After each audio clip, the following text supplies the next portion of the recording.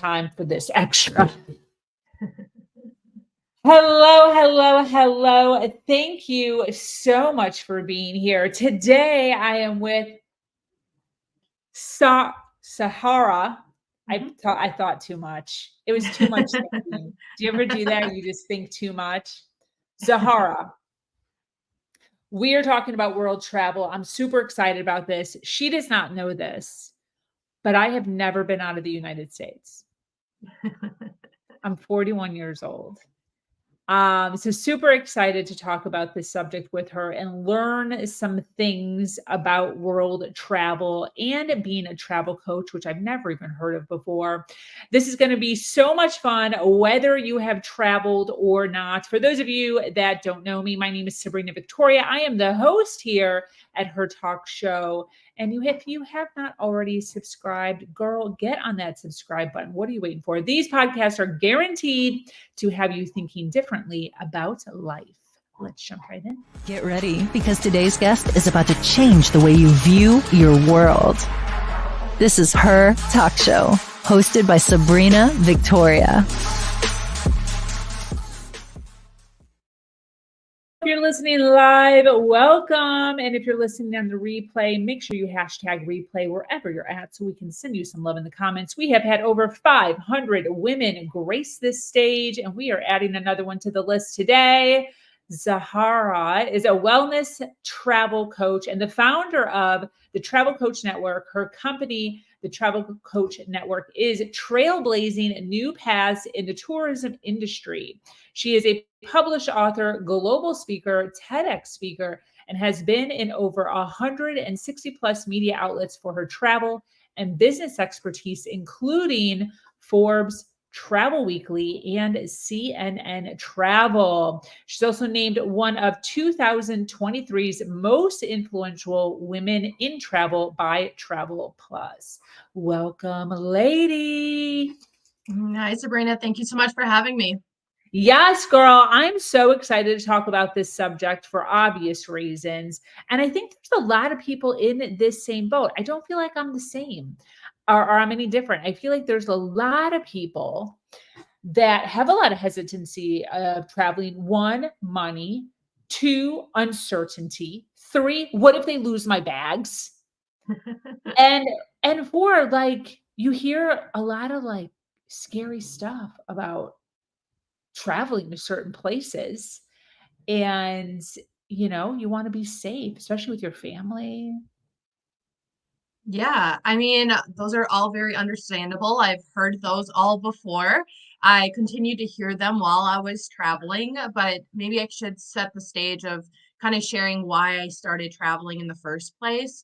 I was never someone who knew exactly what I wanted to do in a career. I'm an only child from a single mom, and we didn't have very much money growing up, so traveling wasn't something that we did often. Our extent of traveling was packing into the family van and driving down across the border to Mexico, because my grandmother was from Mexico and her family lived in southern Texas as well. And then doing the same thing up to Canada in the French region to visit my grandfather's family. But I was so young, I barely remember. I remember some of Mexico, but none of Canada.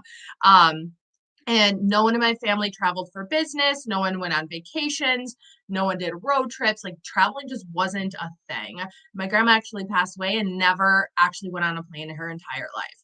So I don't know where this came from, but when I graduated university, I studied my first 2 years of university. I had no idea what I wanted to do. Again, I didn't know my career path.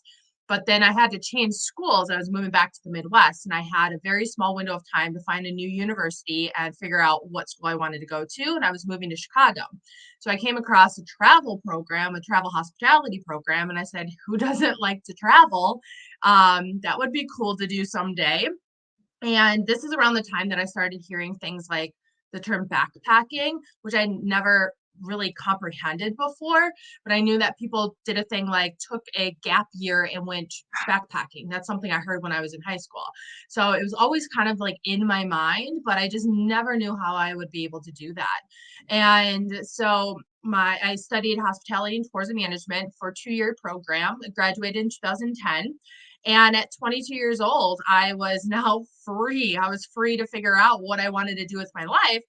But like a lot of 22-year-olds, one, I was broke. I didn't know what I wanted to make of my life. I always struggled with anxiety. And then in college, I started experiencing some bouts of depression. And I was just not in a very good place mentally when I graduated.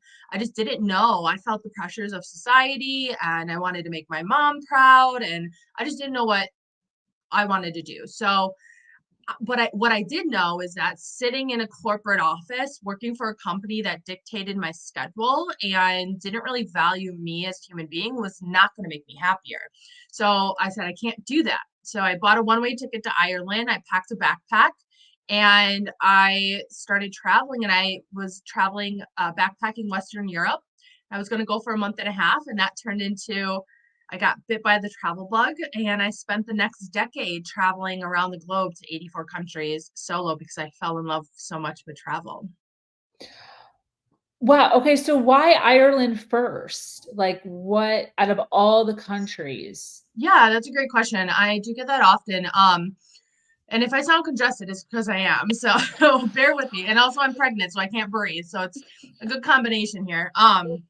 But the reason I chose Ireland was because I was going to Western Europe, and at the time, my mom was dating someone who had a friend in Ireland, a family. So I figured that Ireland is further out. I could go to Ireland first and work my way into the mainland. And then also when I land, I can also stay with the family because it's the very first time I was going anywhere in this world by myself. So I thought it was a good kind of balance in there, which it was. It was nice to be in a new place on my own, starting this adventure. But at the same time, I at least had a family at that time to show me around Ireland a little bit and a place to stay. And then I went on my own. So the very first place I went to by myself was Paris, France, after I got off a boat from Ireland. And that's when my, I guess, true backpacking journey began. Wow, that is so awesome. And then 84 countries solo. Does that Mhm. mean there's even more non-solo? No, it was 84 countries. The majority of solo, and I say solo because it was all by myself. I had taken some trips with my mom, or I had flown her out to visit me, or her and her friends to come visit me in Thailand, or we'd go on trips to Australia, but everything else was by myself. So or she would go back home and then I would continue on to the Philippines or South Africa or something like that. So it was just my world adventures by myself. Also, I forgot to mention that I chose Ireland also was because I was trying to find a more affordable place to fly into Western Europe. And I realized that Dublin, London, Amsterdam, um, and those are some of the main ones that tend to have lower flights as well too. So if you find these kind of international hubs, which is something I did often to be able to find better prices. Got it. So less expensive to get in, and then once you're there, then you can kind of travel Yep. by land. Yep. Yep. Exactly. Yeah. And because a lot of places, I mean, the US is structured so differently, it's so big. And honestly, I haven't traveled much of the States because of that reason. And I could go to another country for probably less money. So, what I always say is, I spent the majority of my time in Southeast Asia, which can cost a lot to get over there. Not even like that much. It depends on how you break up your flights.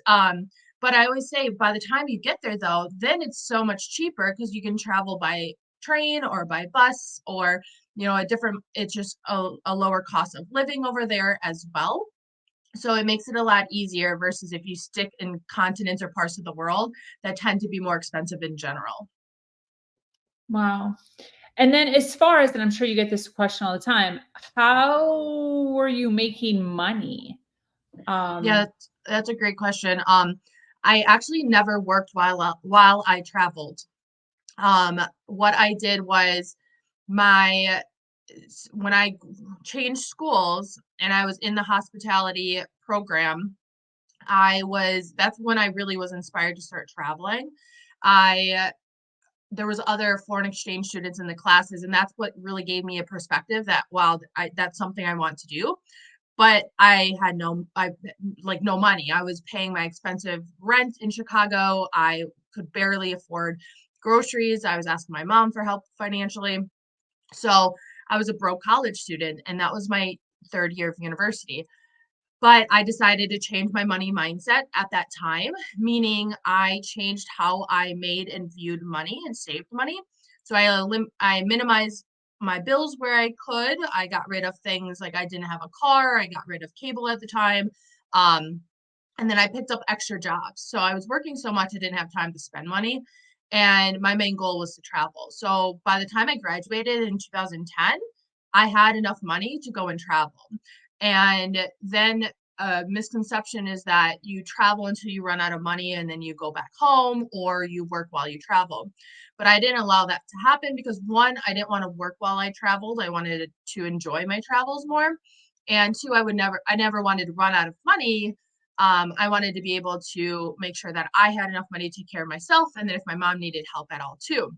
So if I would keep a look at my bank account. If it got to a certain level, I'd figure out, maybe I should go back home, and then I'd be able to see my mom, and then I can work some flexible jobs while I'm home, save some more money till I got my bank account back to a certain spot, and then I'd go again. So yeah, I never worked while I was traveling. You're on mute. Would you already have everything all planned out before you left? I know now you're a travel coach, and I know that you talk about planning. And I think there's another thing that you talk about, setting intentions. Mhm. When did this come into play as far as, because I feel like that wasn't like in the very beginning, you probably weren't setting intentions, but when did you start to realize planning, intention setting as you were kind of going out, and why would we do that? Yeah, that's a great question. No, you're right. In the very, very beginning, I didn't have any plans. I literally printed out a map from my mom's office computer of a region of the world I was going to, and I would look at what countries and cities are there, and I would be like, well, I've never heard of that or never been there, and I'll go there. Or that's really how I chose my destinations. I had no idea. I didn't study maps or anything like that in the past. Um, or I hear from friends who once went somewhere or something like that. So I really just was winging it. I'd make a decision day of, where do I want to go? So I never planned. I'm not much of a planner travel wise. But when it comes to the intentions, what I was realizing when I was traveling was that, travel is something that we all turn to for different reasons in our lives. And that changes every time too. So for example, like I said, I was in a place where I was unhappy. I didn't know what I wanted out of my life. I didn't know who I wanted to be. I didn't know my career path. I didn't know where I wanted to live at 22. What do I want life to look like? I didn't think travel was going to give me these answers, but I didn't know what could be possible. So I really had an intention to figure out my life while traveling, unintentionally at the time. But when I was traveling and I got to have tens of thousands of conversations with other travelers around the world of why they were traveling, what travel was doing for them, or why they quit the 9 to 5 to travel, or why they were traveling so much with their partner or after retirement or whatever it might be, I was realizing just how beneficial travel was for us as human beings for so many different reasons. And that's where the intention part came into play, is when people can set intentions for a trip, then they can make better decisions on what to do, where to go, who to spend time with, what kind of activities to do, stuff like that. And then when it comes into the travel coaching world, it's a very new concept. I stumbled upon, actually, I didn't stumble upon travel coaching. It kind of stumbled upon me. Um, like I said, I didn't know what career path I wanted for a very long time. And I gave myself the age of 30. I said, when I'm 30, I will figure out what I want to do for a career. In the meantime, I'm just going to enjoy my travels and see where life takes me. And so 30 came about. And it's the very first time I bought like a little notepad laptop to take with me, and like an iPad. And I was in the northern part of Spain, and I was in a hostel. Opened it up and I started Googling how to start an online business. Like, what do people do online? How do people make money? What are they doing in the travel industry online? Because I figured that since I knew I didn't want to be a travel agent ever. I have experience planning and booking trips for people. I absolutely hate it. My anxiety does not allow me to enjoy that. It's too much responsibility. I didn't want to be a flight attendant. I didn't want to work in hotels. So all these jobs I had learned about in my degree and heard about over the years of traveling, they didn't resonate with me. I said, I want to make a bigger impact with how I love and believe in travel so much, but there's nothing I've heard of. Um, and so I said, I guess I have to figure out my own business. I have no idea what that's going to look like. And so when I started looking up online work, I came across the coaching industry in general. I had life coaches, business coaches, health coaches, Facebook ads caught on to me. So I had all these coaching ads. And I was like, that's the first time I really thought about coaching. And I was like, I've never worked with a coach. I didn't know anyone who used a coach. It just wasn't my thing. My world was travel. But something inside me clicked and I said, I want to be a travel coach because I love the empowerment side of it. And I liked to inspire people when it came to travel and really empower them to know that they can have the trips as often or where and when they want to versus all of the excuses I've heard over the years. What did that look like at that time? I had no idea for myself. But from that moment on, I decided I wanted to be in the world of wellness travel and stick with the corporate world for business travel. I wanted to make a bigger difference in how business travelers were traveling and using travel to benefit them versus leading to burnout. And when I started that business, my wellness travel coaching business in 2018, I had a lot of people online asking me, what's a travel coach? Where'd you hear about this? Maybe I've been doing it and I didn't know there was a name for it, or maybe it's something I want to do. And because there wasn't one place at all that I went to, I think at that time there was like an article from like 10 years prior talking about the potential of travel coaching that was obviously far beyond its time. I created it myself. I created the platform. So I created the Travel Coach Network.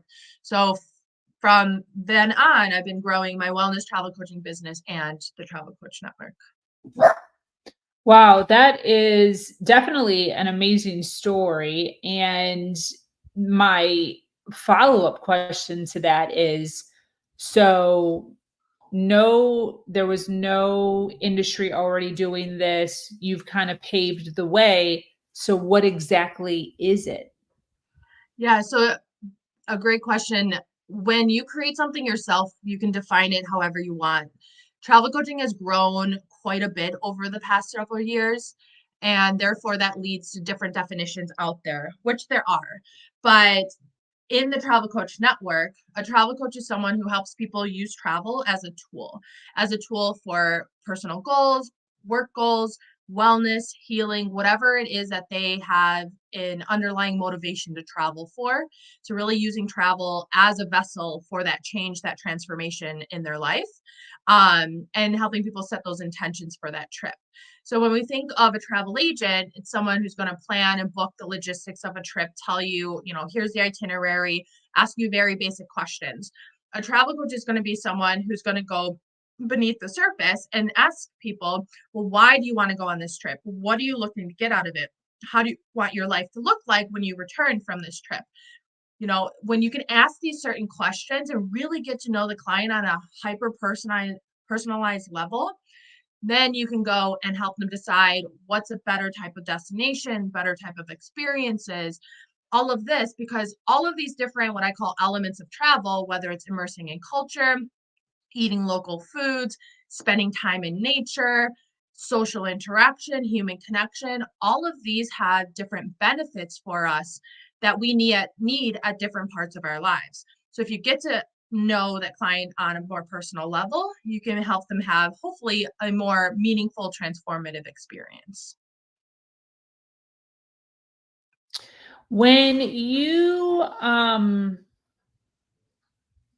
Speaking of that, what is one thing that needs to be done, like in every area that someone travels to? Like, what's the one thing that we should be doing?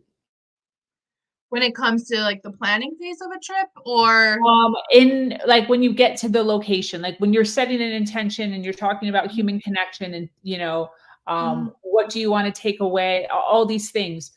Is there one thing that you always recommend that maybe we aren't doing, right? When we go travel, like when I think of going travel, Mhm. I usually think of like just going to the touristy place. You just go to like the main Mhm. attraction at the place and you eat Yeah. some food. Is there something else that us just common travelers are doing or are not doing that we should be doing when we are traveling out of the country um, in order to do a better job of creating a beautiful experience for ourselves? Yeah. Um, I would probably say the main thing would be is just really tuning in with yourself and asking yourself, what are you actually in need of?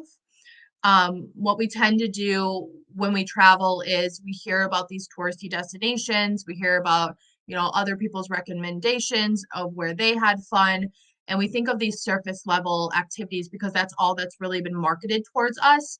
Like the nightlife, these beautiful beaches, the palm trees, these five-star restaurants, the great shopping. But ask yourself is what do you actually need? What are you in need of? Or if you decide you want to travel with your partner, what are you both in need of? Is it time to really bond together and build your relationship? Is it quality time? Is it, disconnecting from your workload? So when you can really ask yourself, identify what do I really want? What is causing me to want to get away, to escape, to go to out of my comfort zone, to go to a new location, to change environments? What is that? What is driving that? You can then figure out, where exactly do I need to. So instead of maybe going to a touristy place, I know for myself, I'm someone that I have always been in lieu of like soul searching, figuring out who I wanted to be. I gravitate towards bodies of water. I always thought it was because I'm an Aquarius, but there's actually a lot of research out there on the power of blue spaces, so bodies of water, the ocean, ponds, lakes, waterfalls. And I would naturally gravitate towards these bodies of water, destinations that had beautiful, pristine lakes or waterfalls and time in nature. There's a lot of healing research out there on these, and I thought it was just something I was interested in, but instead it was really what my body needed. I was needing this time to spend in nature, to hear the sounds, to spend near the bodies of water, to breathe in the fresh air. So really tuning in with yourself and seeing what you really are in need of. So because everywhere in this world, there's destinations and offers and experiences, and everywhere is so different and can offer you something so differently. But you want to be mindful of why you're choosing a destination and why you're choosing a certain activity. Do you What is your thought regarding traveling solo versus traveling with a community or with people? Yeah, I think that's more of a personal preference. I know that there's a lot of people who do love to travel in groups. It could be, solo or group women travel is a really popular thing to do, or women's retreats, or just group travel in general. And there's that sense of community, of bonding, of, feeling that support with one another. Solo travel, I think, is more of a personality traits.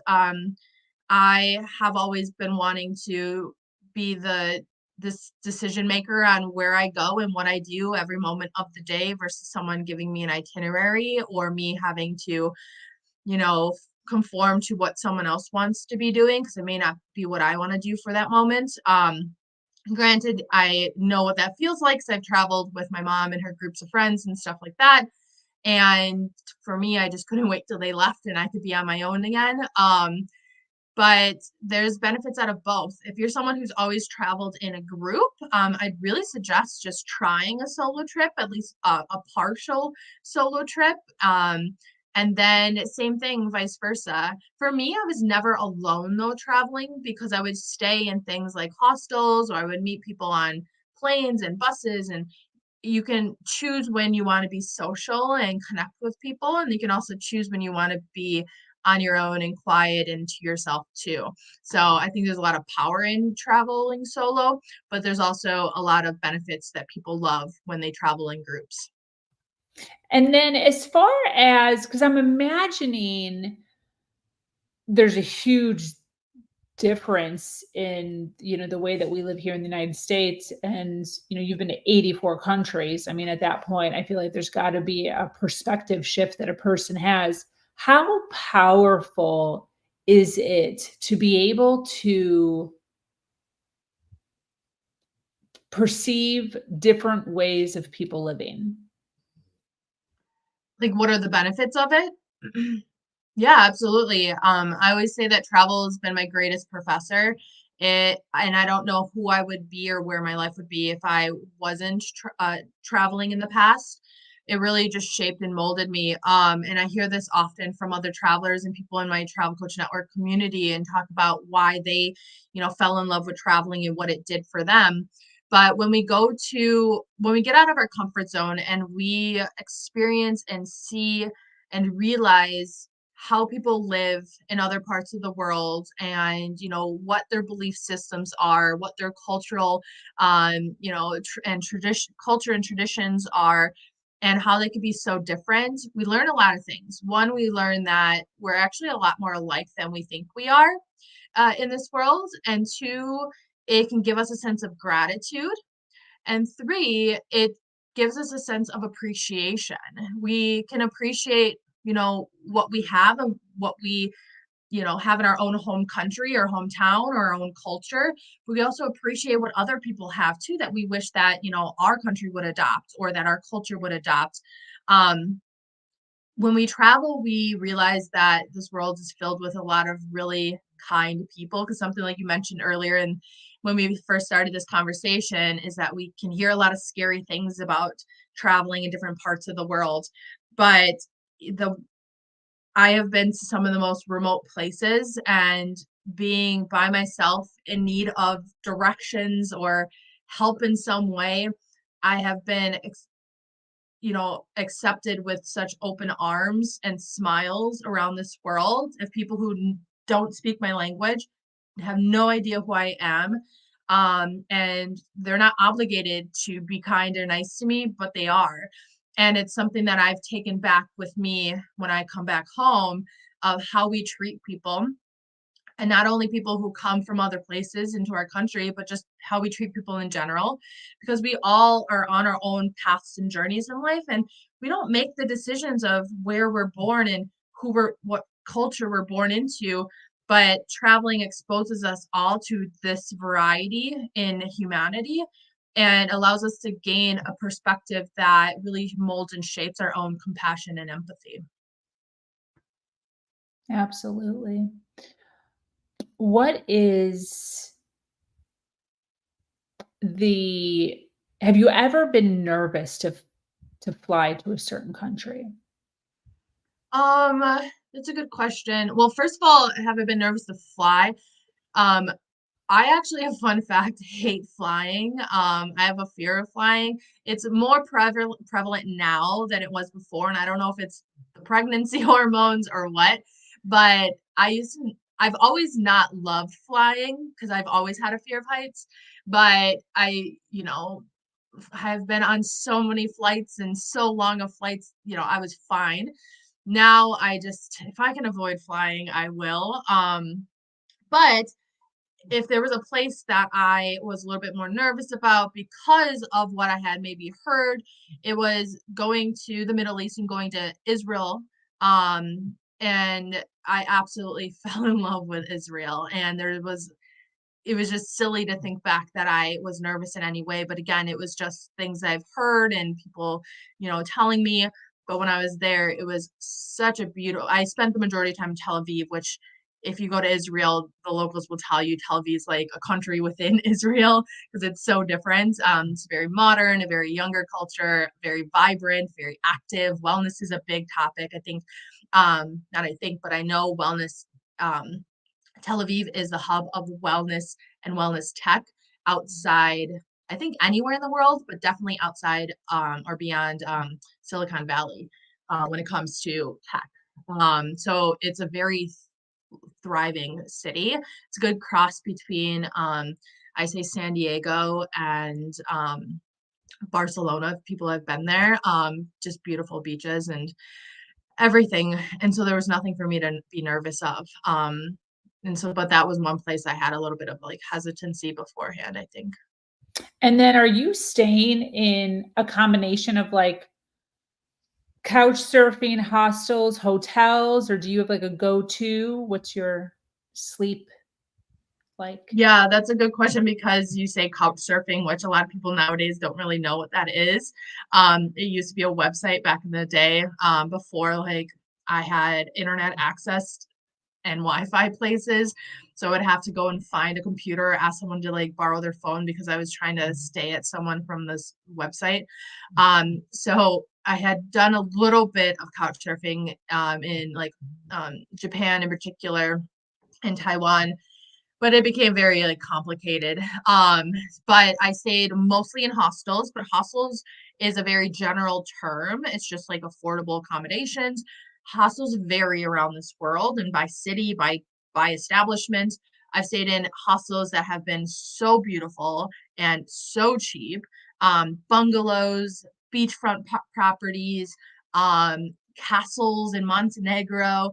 These are hostels I stay for like $6 and had like a private room in. You can choose when you want to stay in a room with other people and be social. You can choose when you want to have a room to yourself. You choose your budget. I've stayed in places where they're like, pay what you want to pay. So I really enjoyed hostels. One, it was good on my budget, and two, it was a nice way to meet other people. I loved meeting people and other travelers. Also had kitchens in hostels, so you can save money in some places where it's more expensive to eat out, like maybe Europe or something.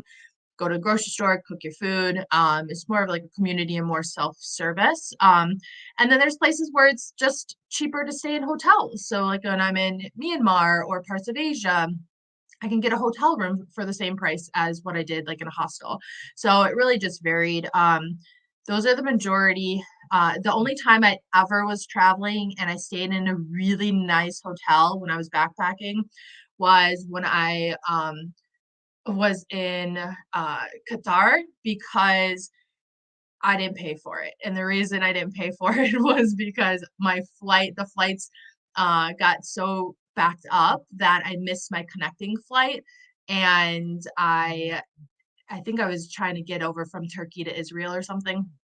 And I had a layover in Doha, Qatar, and my flights were so delayed, they were not running anymore. So when I landed in Doha, the airline was so kind. They coordinated me and this businessman. So I'm this smelly backpacker with a backpack, and this businessman picked up in a Mercedes car, taken to the Hyatt Regency in Doha, and given a free night stay and food vouchers at their all-you-can-eat buffet. And I had just come from like India too. So I was like starving and it was so nice. So that was the only time I like stayed in a super nice hotel when I was backpacking. You probably felt so good. Oh, I definitely showered. I ate all the buffet food, used the vouchers for a nice cafe. Super nice. That's so cool. Well, this has been an absolute delight. I feel like there's 1,000 other questions I could ask you, but we have a ton of people watching live right now. By the way, thank you for being here and for watching us live. But I would love for you to explain a little bit. I mean, obviously, we're getting a really good idea of what you do and travel. But if you could talk about exactly what you do, who should be reaching out to you? Like, who do you help?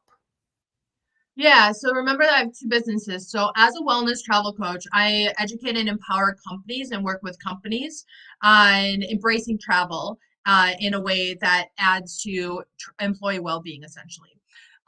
In the Travel Coach Network, it's a global community. So we teach people how to become travel coaches and run their own business, essentially. So we're the largest and only hub of travel coaches around the world. Our flagship program is International Coach Federation accredited program. It's called the Travel Coach Certification Program. And then within that, we have things like a membership club and other courses and digital products for people to learn how they can implement travel coaching into whether they're a travel agent already or they just want to be a travel coach in general and what that looks like. So that's really what we do in the Travel Coach Network is just educate travelers, travel experts on how they can become a travel coach. Awesome. And for those that want to learn more information, want to follow you in your travels and soon to be baby. I don't know if that's separate or not, but where should people be following you? What is your website? Where do you hang out the most on social? Yeah, you'll definitely find us on the Travel Coach Network at thetravelcoachnetwork.com, the Travel Coach Network on Facebook and Instagram. We have a Travel Coach Network global community, which is free on Facebook. If you want to find me, I'm Sahara Rose, the travel coach, on all of the platforms as well. Beautiful. And for those that are resonating and would like more information, the website, the travelcoachnetwork.com, is in a clickable link in the description wherever you are watching us at. So make sure you click that. And I'm sure her socials are on the website too, right? So they can easily Yep, find them. you'll find them Awesome. there. Awesome. We'd love to connect people here on this platform in order to make sure that we all continue to rise. Any closing thoughts as we wrap up? No, I just want to say thank you so much for having me today and everyone listening. I am just a big believer that you can really mold and shape your life into and your career into whatever it is that you really want, despite what others say, despite any limiting beliefs. So if there's something you want to do in your life, whether it's go on a trip or start a business, it's all up to you. Beautiful. Well, thank you so much for being here and sharing so much awesome information with us. That brings us to an end of yet another incredible episode of Her Talk Show. To our dedicated listeners, thank you for staying with us until the very end. Remember to follow, like, and share. Once again, I am your host, Sabrina Victoria, and I invite you to join our amazing community, Her Nation, where we continue to have uplifting, informative conversations just like this every single day.